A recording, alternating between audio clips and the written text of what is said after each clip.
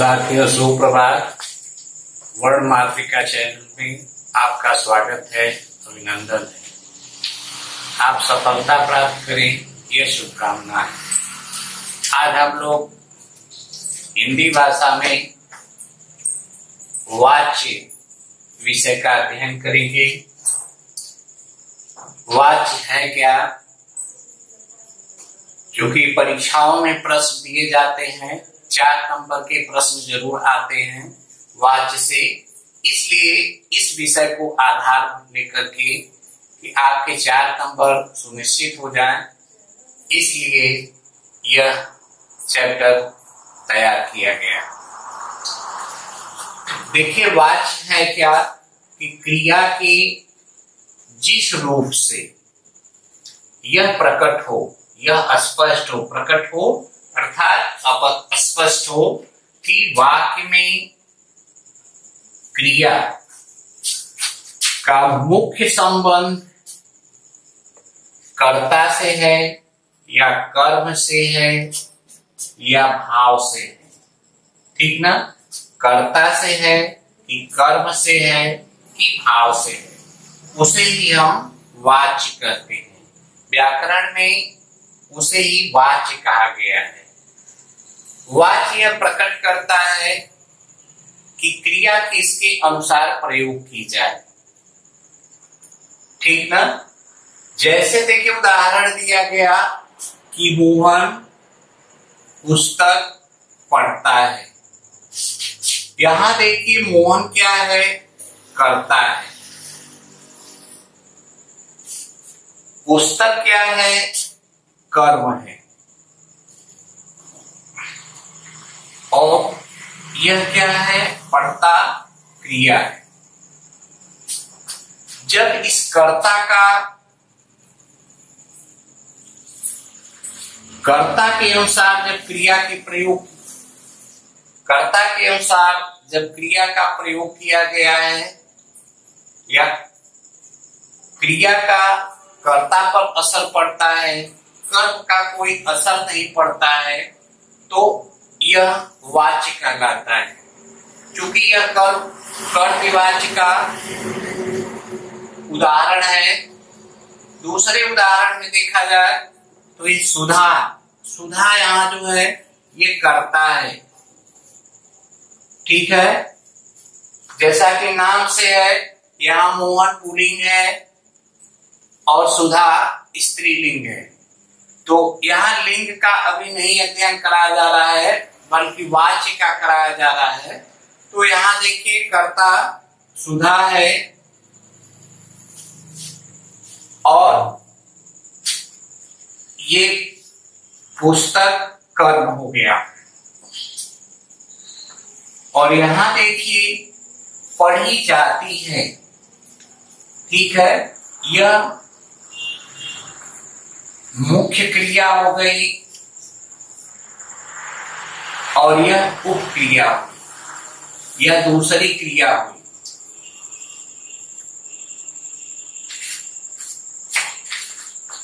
क्या हुई कि 2 क्रियाएं हो गई, एक मुख्य हो गई, एक उपक्रिया हो गई। ठीक है? तो ऐसी दशा में देखिए कि यहाँ कर्ता को आधार नहीं लिया जाएगा, बल्कि लिया किसको जाएगा? कर्म। क्या पढ़ी जाती है? तो पुस्तक पढ़ी जाती है। देख रहे हैं? तो इसके अनुसार जब यह प्रयोग हम करते हैं तो यह हो जाता है कर्मवाच्य। जब क्रिया का प्रयोग कर्म के अनुसार होता है तो इसे हम कर्मवाच्य कहते हैं। इसी तरह देखिए, मोहन से चला नहीं जाता, कौन सा वाच्य होगा या इसमें वाच्य है कि नहीं? तो यहाँ देखिए कि मोहन में कर्ता कारक है। ठीक है? फिर क्या नहीं हो रहा है? चला नहीं जाता। देखिए, 3 क्रिया, एक जो है, एक क्रिया हो गई चलना, मुख्य क्रिया क्या है? चलना। एक हो गई सहायक क्रिया के अंतर्गत या उपक्रिया के अंतर्गत, यह निगेटिव है, नकारात्मक है। तो जब नकारात्मक हो जाए तो ऐसे वाक्य जो है भाव का बोध करा देते हैं, ठीक ना। तो ऐसे वाक्यों को जो है भाववाच्य कहते हैं। कौन सा वाच्य कहते हैं? भाववाच्य। तो यह जो है सामान्य चीज है कि वाच्य क्या है, इससे आप स्पष्ट हो गए होंगे कि क्रिया के जिस रूप से यह प्रकट हो कि वाक्य में क्रिया का मुख्य संबंध कर्ता से है या कर्म से है या भाव से है, उसे ही वाच्य कहते हैं। तो इसका और विशदीकरण किया जाएगा, आपको और समझाया जाएगा आगे के भाग में। देखिए अब वाच्य कितने प्रकार के होते हैं। तो साथियों अभी बताया गया कि वाच्य के भेद, इसमें देखिए वाच्य 3 प्रकार का होता है। वाच्य जो है कितने प्रकार का होता है? 3। परीक्षा में जब पूछा जाता है कि वाच्य क्या है, तो आपने अभी कहा, बताया गया कि जिससे यह स्पष्ट हो कि क्रिया का संबंध कर्ता से है कि कर्म से है कि भाव से है, उसे वाच्य कहते हैं। दूसरा जो है इसका देखिए कि दूसरी चीज, इसमें दूसरा प्रश्न बन सकता है कि वाच्य कितने प्रकार का होता है। तो आपका उत्तर होगा वाच्य 3 प्रकार का होता है। कितने प्रकार का? ये 3 प्रकार का। कौन कौन वाच्य है? तो पहला है कर्तृवाच्य। कर्तृ पढ़ा जाता है कि कर्तृवाच्य, कर्मवाच्य और भाववाच्य। कर्तृवाच्य, कर्मवाच्य और भाववाच्य। फिर से सुन लीजिए, कर्तृ, कर्तृवाच्य, कर्मवाच्य और भाववाच्य। अब आइए देखिए कि कर्तृवाच्य की परिभाषा क्या होती है। कर्तृवाच्य किसे कहते हैं? कि जिस वाक्य में कर्ता मुख्य हो, कर्ता मुख्य हो और क्रिया कर्ता के लिंग, क्योंकि लिंग किसे कहा गया है? कि जिनसे संज्ञा सर्वनाम के जाति का बोध होता है, उसे लिंग कहा गया है। तो लिंग के अनुसार हो। वचन, वचन किसे कहा गया है? कि जिससे संख्या का बोध हो, 1 है कि 2 है, तो जिससे संख्या का बोध होता है उसे वचन कहा गया है। और पुरुष, तो इस तरह से लिंग, वचन और पुरुष, ये 3 चीजें हैं। तीनों को देखा जाता है कि अनुसार हो, उसे कर्तृवाच्य कहते हैं। उसे क्या कहते हैं? कर्तृवाच्य कहते हैं। फिर स्पष्ट कर रहे हैं कि जिस वाक्य में कर्ता मुख्य हो और क्रिया कर्ता के लिंग के अनुसार, वचन के अनुसार और पुरुष के अनुसार प्रयोग की जाए, उसे कर्तृवाच्य कहते हैं। अब इसके कुछ उदाहरण हैं। हाँ साथियों देखिए, अब इसके उदाहरण को देखा जाए कर्तृवाच्य की, कि कर्ता इसका मुख्य है, कर्ता के अनुसार क्रिया का प्रयोग है, क्रिया में लिंग और वचन का जो प्रभाव है उसको भी दिखाया गया है। यहां देखिए लड़कियां, यह कर्ता है। लिंग क्या है इसका? स्त्रीलिंग है, ठीक है। यहां देखिए जा रही हैं, यह क्रिया है। यहां कर्ता हो गया और यहां ये क्रिया है। अब कहा गया है कि पुरुष और लिंग के अनुसार, पुरुष लिंग और वचन के अनुसार प्रयोग की जाती है। अब कर्ता देखिए यहां बहुवचन का है।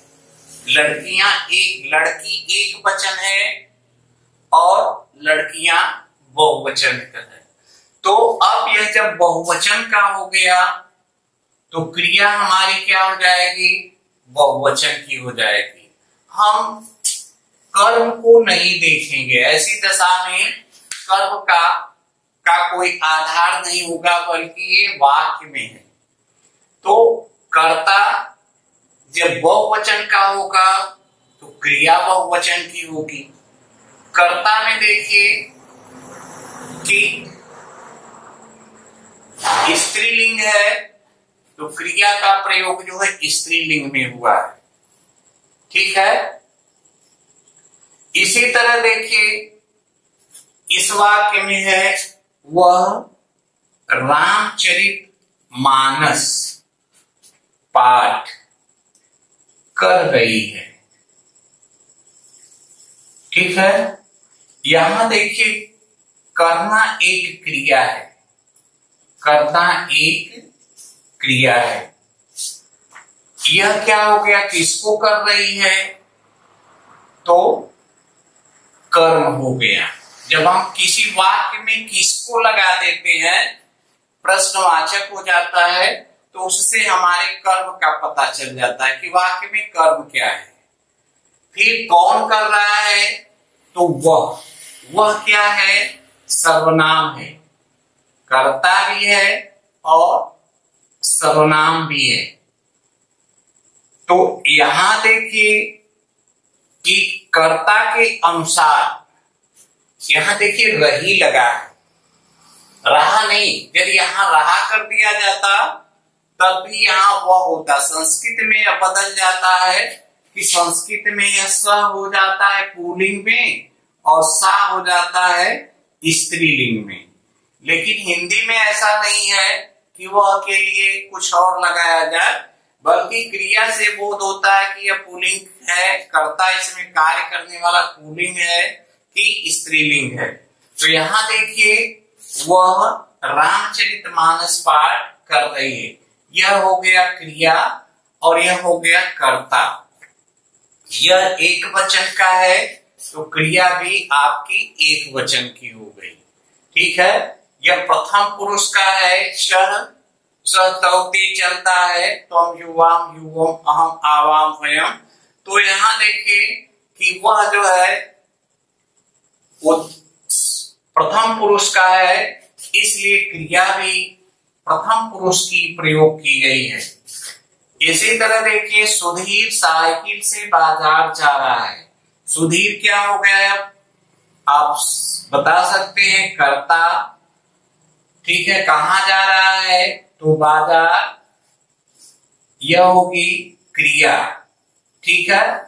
अब यहां देखिए काल का असर नहीं है। ठीक है। कर्ता के यहां देखिए भूतकाल का है कि बाजार गया, यह भूतकाल की क्रिया है। तो ऐसी स्थिति में क्रिया इसके काल का असर नहीं पड़ता है, बल्कि कर्ता और क्रिया के संबंध को यहाँ बताया जा रहा है। तो इस पर आप विशेष वो मत दीजिएगा। यहाँ कर्ता और कर्म को समझाया जा रहा है कि कर्ता के अनुसार जो है क्रिया का प्रयोग होता है, न कि इस कर्म के अनुसार। इसी तरह चौथे उदाहरण में है कि वे सब फुटबॉल खेल रहे हैं। ठीक है। यहां चाहिए था खेल।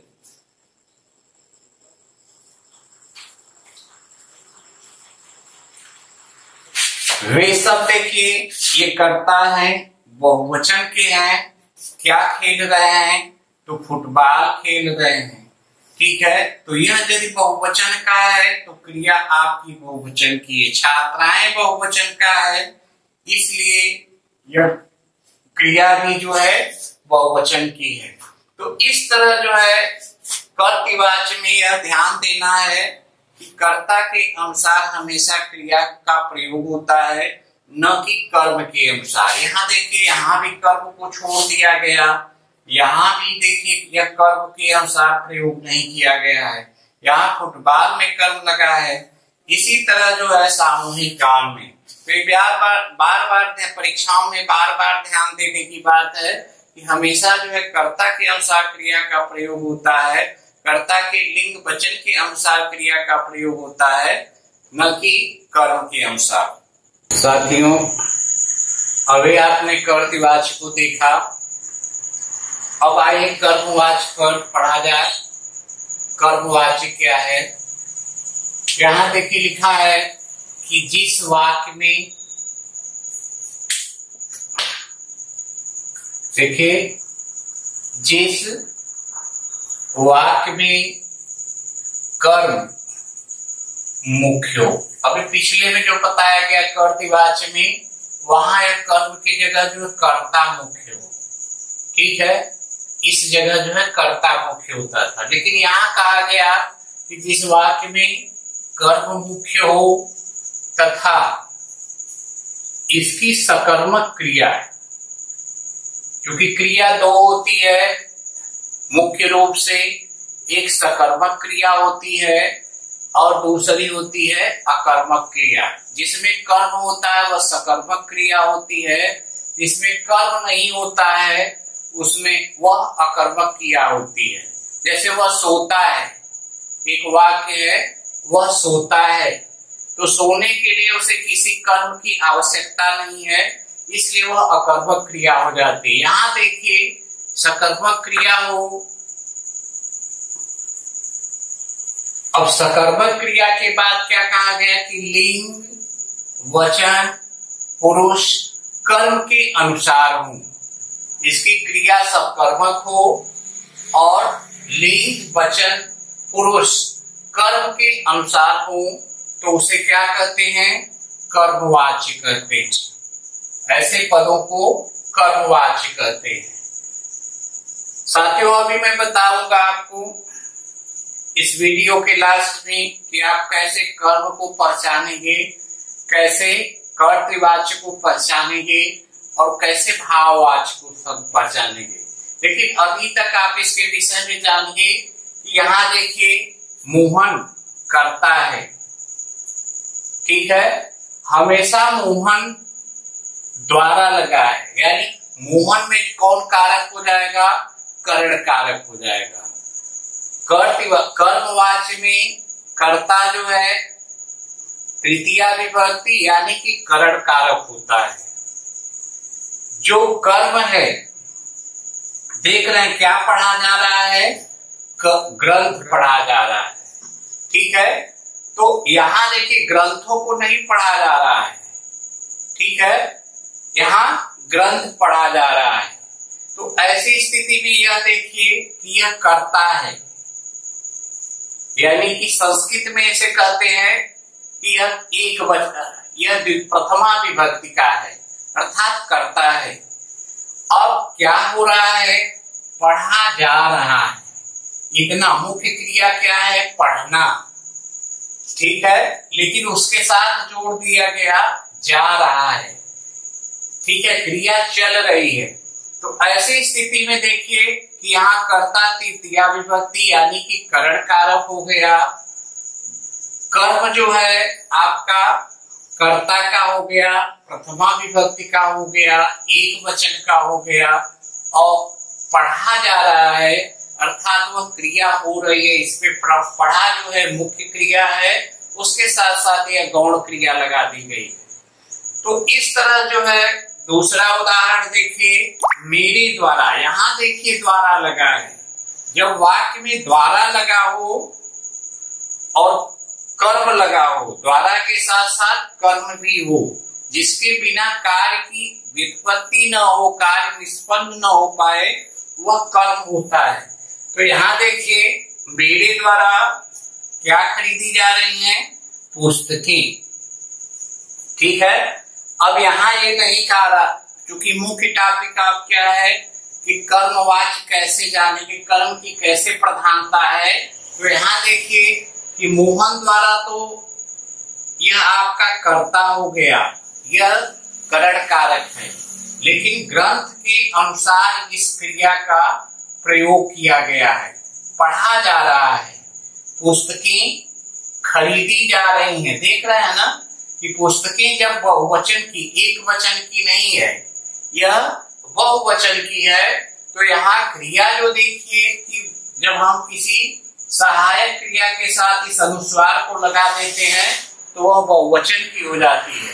तो इसलिए देखिए पुस्तकें खरीदी जा रही हैं, यह बहुवचन का हो गया। क्यों हुआ? क्योंकि पुस्तक एक वचन नहीं है, बल्कि बहुवचन है। ठीक है, तो इसी तरह अगले वाक्य में देखिए राम द्वारा, यहां भी देखिए राम द्वारा लगा है, यानी कर्ता आपका तृतीया विभक्ति का है, करण कारक है। क्या खाया जा रहा है? फल। ठीक है, तो यह प्रथमा विभक्ति यानी कर्ता कारक हो गया। और यहाँ देखिए पहचान क्या है कि खाया जा रहा है। इसमें दो तीन चीजें हैं, एक आप द्वारा पहचान लीजिए, दूसरा जा रहा है, एक क्रिया के साथ दूसरी क्रिया है। इसमें देखिए मुख्य क्रिया, गौण क्रिया, सहायक क्रिया, ये तीन क्रियाएं एक साथ हैं। तो ऐसी स्थिति में इसे हम कर्मवाच्य कहते हैं। देख रहे हैं ना, यहाँ फल एक वचन है, इसलिए खाया जा रहा है, खाए नहीं जा रहे। यही यदि जो है फलों को यदि बहुवचन में हो जाता तब यह खाए जा रहे हैं। ठीक है, तब यह खाए जा रहे हैं। इसके अनुसार जो है, इस कर्म के अनुसार जो है क्रिया का प्रयोग हो जाता। तो ऐसी दशा में जो है यह कर्मवाच्य हो जाता। यहाँ देखिए शिखा द्वारा, अब शिखा द्वारा भी देखिए एक पहचान है, यह करण कारक है।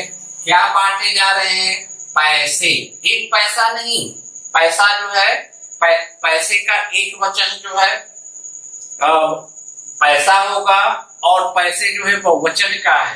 तो इसलिए देखिए कि पैसे के अनुसार यहाँ क्रिया का प्रयोग हुआ है, बांटे जा रहे हैं। ठीक है, तो इस तरह देखिए इसमें भी कि यहाँ यह कर्म हो गया, यह मुख्य क्रिया हो गई, ये जा रहे हैं गौण क्रिया हो गई, यह हो गया हिंदी में सहायक क्रिया। तो इस तरह से जो है यहाँ भी देखिए कि यहाँ कर्ता तृतीया विभक्ति यानी करण कारक है, यह कर्म कारक है। और यह कर्ता कर्म जो है प्रथमा विभक्ति यानी कर्म कारक का, कर्ता कारक का है। और एक क्रिया जो है इस कर्म के अनुसार है। इसी तरह बच्चों द्वारा, अब देखिए बच्चों का एक वचन क्या होगा?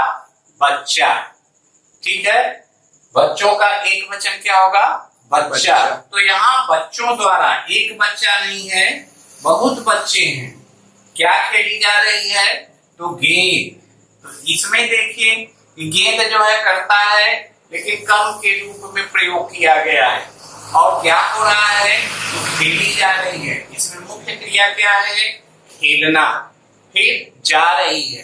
ठीक है, यह बोध करा रहा है सब कि इसमें क्रिया चल रही है, कार्य चल रहा है। यहाँ देखिए सहायक क्रिया है। तो यहाँ भी देखिए कि एक बच्चा नहीं है, बल्कि बच्चे बहुत हैं, लेकिन गेंद खेली जा रही है। ठीक ना, इसमें देखिए यहाँ अनुस्वार नहीं लगा है, बल्कि यह है एक वचन है। ठीक ना, जब गेंद एक है तो यहाँ खेली जा रही है और गेंदों को खेला जा रहा है, तब यह जो है बहुवचन हो जाता। तो इस तरह साथियों यह कर्मवाच्य है।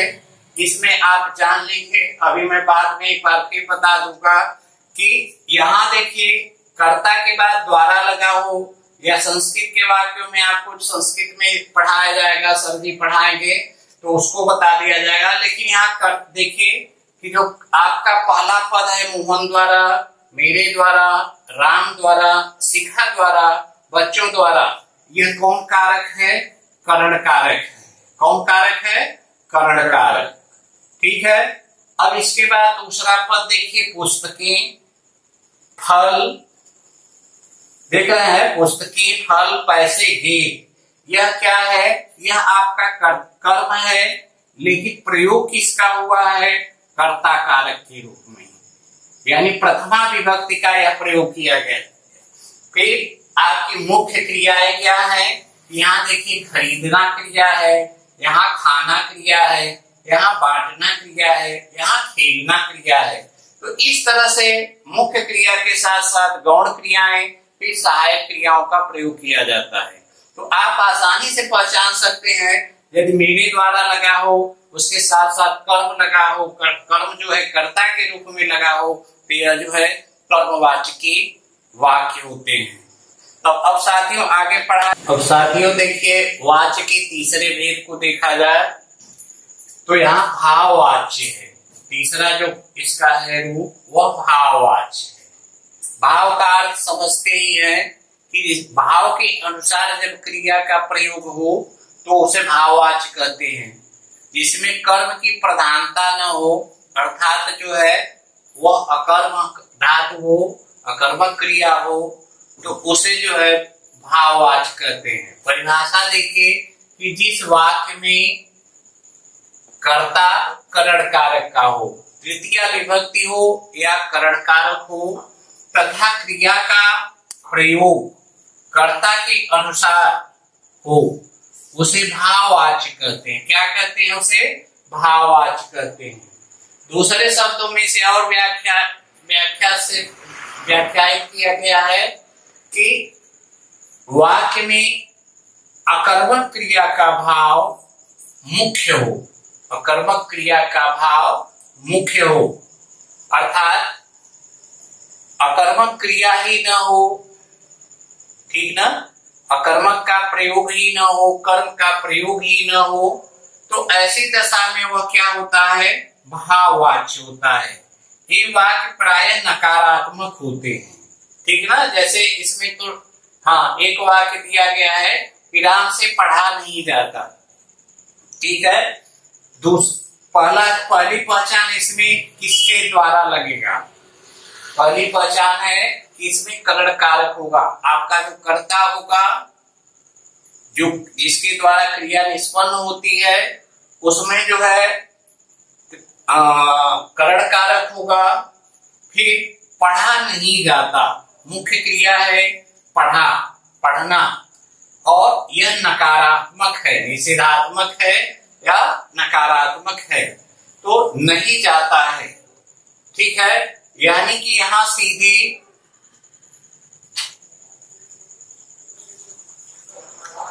कर्ता का क्रिया से ही संबंध है, ठीक है।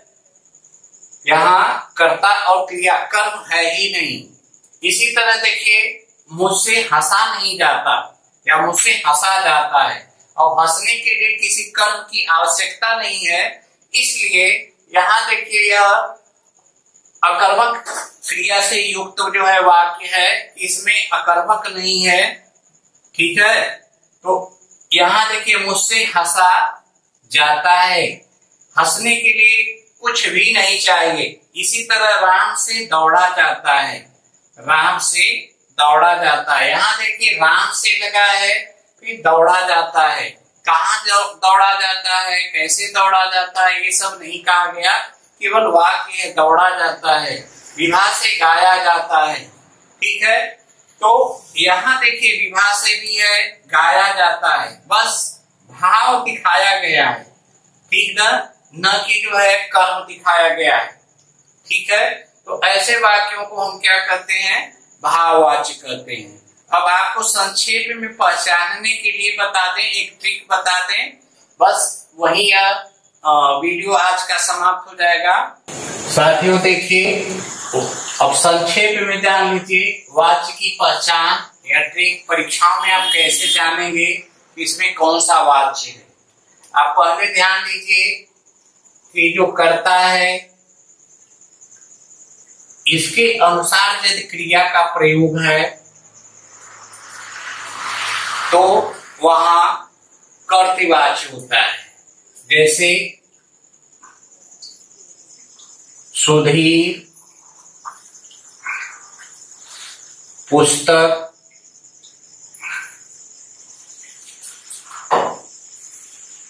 पढ़ता है। एक बार फिर इसको समझ लीजिए कि सुधीर देखिए एक वचन है, पुल्लिंग है, यहाँ पढ़ता का प्रयोग किया गया है, इस कर्म के अनुसार नहीं प्रयोग हुआ है, इसलिए यह कर्मवाच्य है। जब सुधीर की जगह इसे सुधा कर दिया जाए तो यह पढ़ती हो जाएगा, ठीक है। यदि यही कर्ता जो है बहुवचन का है तो यह क्रिया आपकी बहुवचन की हो जाएगी, ठीक है। तो ऐसी दशा में आप तुरंत लगा दीजिए कि यह कर्तवाच्य है। दूसरा देखिए कर्मवाच्य है।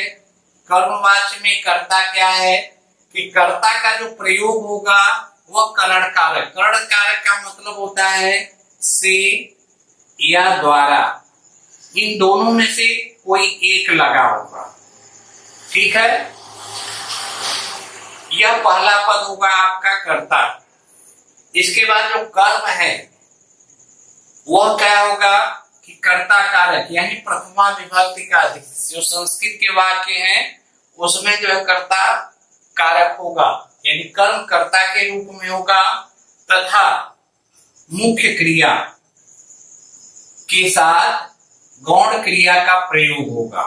पहले मुख्य क्रिया होगी, फिर गौण क्रिया होगी। और दूसरी चीज ध्यान दीजिए, इस कर्म के अनुसार, इस कर्म के अनुसार ही क्रिया का प्रयोग होता है। जैसे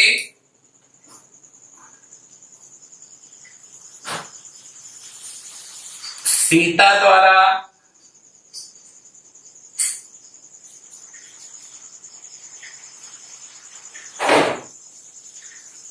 पुस्तक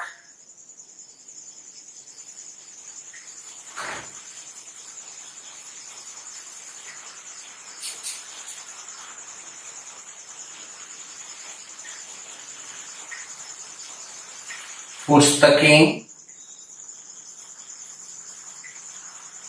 पढ़ी जाती हैं। देखिए यहां कर्ता जो है आपका यह से द्वारा लग गया। यह कर्म जो है आपका प्रथमा विभक्ति यानी कर्ता कारक है, और यहाँ यह मुख्य क्रिया है, यह गौण क्रिया है। तो यह इसकी पहचान है कि यहाँ द्वारा लगा होगा, इसके अनुसार कर्म के अनुसार क्रिया का प्रयोग होगा, इसलिए यहाँ कर्मवाच्य है। और इसमें देखिए कर्ता जो भाववाच्य है, इसमें कर्ता करण कारक के रूप में होगा। ठीक है, और क्रिया क्या होगी कि क्रिया का प्रयोग जो है इस कर्ता के अनुसार होगा, लेकिन इसमें कर्म नहीं होता, अकर्मक होती है। ऐसे वाक्य जो है अकर्मक हो जाते हैं। जैसे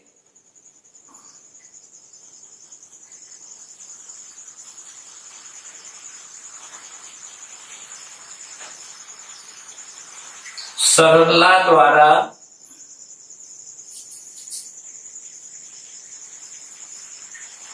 नाचा जाता है। ठीक है, सरला द्वारा नाचा जाता है। यहां देखिए सरला द्वारा यह कर्ता है जो करण कारक के रूप में है, और यह क्रिया जो है इसके अनुसार है, इसके अनुसार है, इसलिए इसमें कर्म नहीं है, इसीलिए इसे अकर्मक कहा गया है।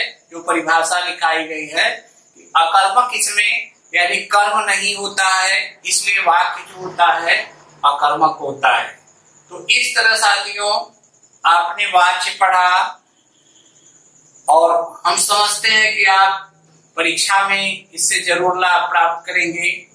साथियों आप इस चैनल को, वर्ण मातृका चैनल को देखिए, उस पर आपको अधिक से अधिक जानकारियां मिलेगी, वह भी व्याकरण संबंधी, जो आपने न पढ़ा है न पढ़ा होगा।